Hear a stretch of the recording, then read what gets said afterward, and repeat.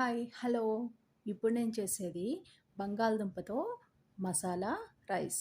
దీనికి కావాల్సినటువంటి ఐటమ్స్ చెక్క, లవంగం, గసగసాలు, ధనియాలు, అలాగే ఇలాచి, అల్లం వెల్లుల్లి, పల్లీలు, బాదం, జీడిపప్పు, కొంచెం మిరియాలు ఇవన్నీ కలిపి పేస్ట్ చేసుకొని పక్కన పెట్టుకోవాలి. అలాగే బంగాళదుంపలను బాగా ఉడికించి బాగా చల్లారిన తర్వాత ఈ సైజ్ పీసెస్ తీసుకుని, అంత పెద్ద సైజే ఉండాలి, తీసుకొని కట్ చేసి పక్కన ఉంచుకోవాలి. అలాగే ఇంకొక స్టవ్ మీద రైస్ పొడి పొడిగా ఉండేటట్టుగా ఉడికించుకొని పక్కన పెట్టుకొని కొంచెం ఆరనివ్వాలి.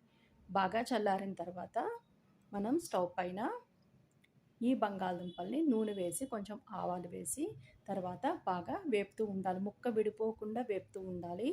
అప్పుడు రెడ్డిష్గా వచ్చిన కలర్ వస్తుంది, గోల్డెన్ బ్రౌను.